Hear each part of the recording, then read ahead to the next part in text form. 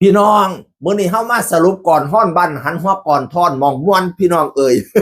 มาเว้าเรียงผู้ใหญ่บ้านที่เล่นฝันว่าเงินเสียฝันว่าเงินเสียพี่น้องเอ่ยเริ่มแรกแล้วก็โพสต์ว่าฝันมาหลายเดือนแล้วว่าเงินเสียจำนวนมาก10 กว่าล้านไม่อยากตื่นกลัวเป็นความจริงว่าซั่นฝันว่าเงินเสีย10 กว่าล้านพี่น้องเอ่ยเมื่อคืนก็ฝันว่าซื้อรถ5 ล้านซื้อบ้านรวมแต่ง8 ล้านทำศัลยกรรมเกาหลี2 ล้านนาฬิกาหรูเรือนละ1 ล้านมีทองคำแทงเก็บ50 กว่าบาทบินต่างประเทศกินหรูนั่งบินเน็ตหรูซ้ำเอาเงินมาจากใดวะชวนกูซื้อแต่ละอย่างคิดแล้วคิดอีกว่าฉันว่าเราเว้าถึงผู้ใดบ่รู้เราเว้าถึงผู้ใดบ่รู้พี่น้องเอ๋ยบัดนี้บอดโนดซึ่งมีศักดิ์เป็นพี่ชายที่แสนดีของผู้ใหญ่บ้านฟินแลนด์แล้วออกมาสะแหลกเลยพี่น้องผู้ใดอยากรู้อีหยังเข้าไปเบิ่งโพสต์เล่าให้เบิ่งเฝ้าเอาความเล่าเว้าเฮาสิรู้ว่าเล่าหมายถึงไผเล่าหมายถึงไผพี่น้องเอ๋ยบอดโนดออกมาโพสต์แต่ละโพสต์เด้อเราบอกว่าบ่แม่น10 ล้าน4ถึง10ถึง50 ล้านพะนะว่านั่นน่ะเล่ากับผู้ใหญ่บ้านฟินแลนด์ถึงบ่แม่นว่าเป็นอ้ายน้องที่ค้านตามกันมาอีหลีแต่เรามีความบริสุทธิ์มีความจริงใจกับผู้ใหญ่บ้านฟินแลนด์มีแต่คนอื่นล่ะมาเสียมให้เรากับน้องเราผิดกันดีแต่เราบ่เป็นคนหัวซากคนตอนนึงก็รู้สึกว่า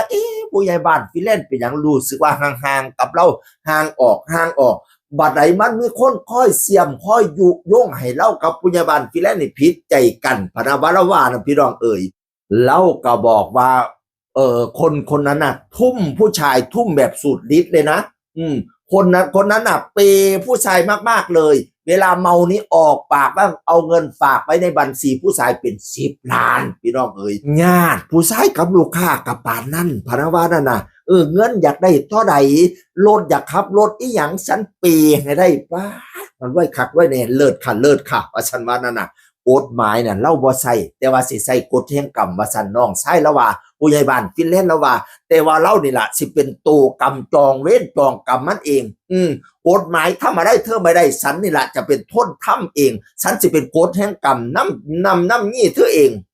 เพราะว่าน้องชายฉันมันบ่เว้าฉันนี่ล่ะสิเว้าเองไว้ไข่แล้วเว้าปากเราแห่งเก่งอยู่แล้วเนาะอันบอดโนดน่ะพี่น้องเอ้ย ผู้ใดสิเถียงสู่เราอยู่นั่นตอนนั้นก็ว่ามีข่าวว่าโพสต์รูปบ้านตอนนี้เห็นลบรูปไปแล้วว่าซั่นว่าแล้วล่ะก็ได้ยินข่าวว่าจะฟ้องพี่ชายเหรอจะฟ้องพี่เหรอปานว่าน่ะใครจะฟ้องพี่นะถ้าอาริยาทนายความสู้มือมากค่ะว่าซั่นแล้วถ่ายรูปคู่กับอันคุณอาริยาทนายความทางอะไรความฟังพี่น้องเอ่ยแล้วเราก็บอกว่าอีนั่นอยากเป็นบอสเฮ็ดหยังก็บ่เป็นบริหารก็บ่เป็นเฮ็ดเป็นแต่ยักยอกเงินผู้อื่นแล้วก็กินหรูอยู่สบายเป็นคุณหนูเป็นไฮโซโบแดงค่ะขี่เครื่องบินเมตรระดับเฟิร์สคลาสระดับชั้นนั้นระดับผู้นำชั้นธรรมดาก็ขี่บ่เป็นเลิศค่ะหรูค่ะ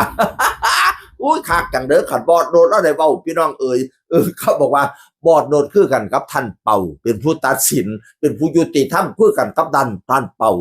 บอดโดนหน้าแหล่คือท่านเป่าว่าซั่นเขาว่า หรือสิเป็นท่านโหดีแต่ผู้ใหญ่บ้านฟินแลนด์เขามาโพสต์ตอนท้ายว่าตอนหลับและในความฝันเมื่อคืนข้าพเจ้าจำได้ว่าไม่ฟ้องใครเด้อไม่ฟ้องใครเด้อถือว่าเงินตัวนั้นเสียไปแล้วก็แลกมากับความปังที่จะได้เยอะกว่าเดิมในปีหน้าสาธุ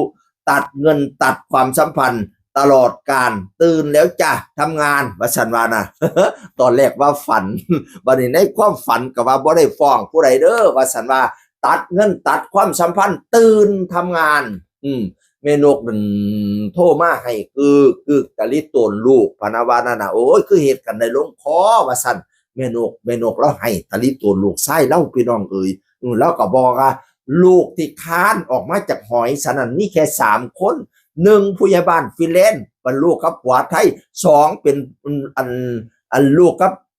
คนฝรั่งต่างชาติมีค้านออกมาจากหอยสัน3 คนเท่านั้นว่าสันว่าแม่นกออกมาเว้าพี่น้องเอ๋ยสิหมายถึงผู้ใดสิหมายถึงผู้ใด คลิปหน้าได้ว่าพี่น้องรู้จักกันเบิดแล้วล่ะพี่น้องเอ๋ยคลิปหน้าข่อยสิมาเว้าต่อซ้ำนี่ล่ะอันว่าผู้นั้นสิออกมาเว้าจังไดข่อยสิเอาขอความผู้นั้นออกมาเว้าเช่นคนเก่าเว้าสู่ฟังสวัสดีครับ